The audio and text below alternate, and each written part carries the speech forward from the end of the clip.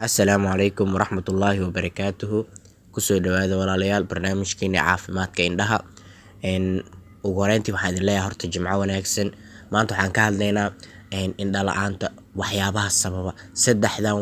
Saddex wax ee ugu caansan indha la'aanta sababa ayaa maanta ka hadlaynaa insha Allah. Nicmadan horta oo aragga Ilaahay ayaana siiyay alxamdulillaah rabbil caalamiin.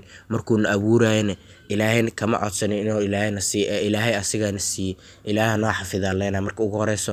Marka labaad waxaan saddexda wax aan maanta idinla wadaagayo midka ugu horeeya ee indha la'aanta tooska sababa waa eye injury ama trauma dhaawac isha soo gaara.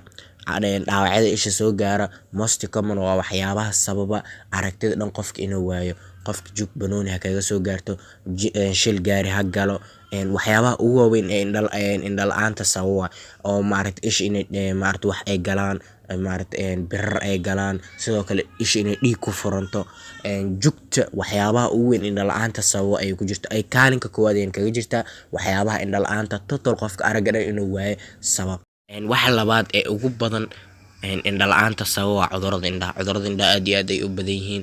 Waxaa ka mid caadka isha fuula. Caadka isha fuula waa waxyaabaha ugu badan qofka hadduu iska dejin waa aad iyo aad ay u fududahay, laakiin qofka hadduu iska dejin waayo waxay sababay aragtida qofka inuu waayo oo total aragtida inuu waayo. Sidoo kale cudurrada indhaha markaan leenahay waxaa ka mid glaucoma cudur la dhahayo. Glaucomada aad iyo aad ay khatar u tahay. Markii indhaha la joogan waxaa loo yaqaanaa dilaaga aamusan. Dilaaga aamusan loo yaqaana insha Allah video kaga hadli doona kaligiis idinkaga soo duubi doona cudurkaani. Cudurkaani waa indhaha biyaha indhaha ku furma loo yaqaana. Runtii waa cudur aad iyo aad u halis ah oo waqtigiisa qofka hadduu mar hore dhakhtar aan u tagin oo qofkan iska jeekareenin waxay sababay qofka aragtida dhan inuu qofka waayo. Sidoo kale cudurrada indhaha weli waxaan kaga hadli doonaa qodobka labaad oo cudurrada indhaha ayaa sababa indha la'aanta tooska. Cudurka saddexaad ee ugu caansan waa dadka sokorta qaba cudur ku dhaca jiro. Insha Allah kana video idinkaga soo sameyn doona. Dadka sokorta qaba cudurka ku dhaca inta badan wuxuu baabi'inaa qaybta dambe ee shabakada isha dhan ayuu baabi'inaa oo waxa loo yaqaanaa diabetic retinopathy. Waa waxyaabaha ugu badan ee sababa aragti la'aanta.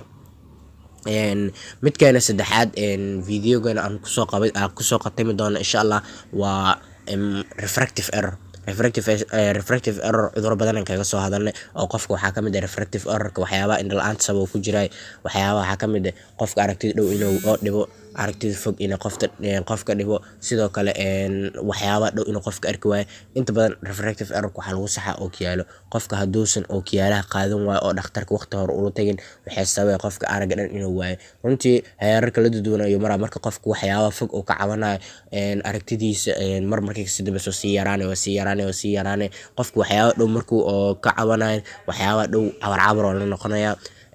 Marka waxyaabo aad iyo aad u tiro badan ayaa jira oo indha la'aanta sababa, laakiin saddexdan hadda idin sheegay oo midka koowaad oo ahaa dhaawacyada isha soo gaara, laba uu ahaa cudurrada indhaha sababa, saddexna refractive error oo cashiro badan kaga soo hadalnay cudurro badan. Saddexdaas waxaa sababa waa idinkaga mahadcelinaya daawashada videogan.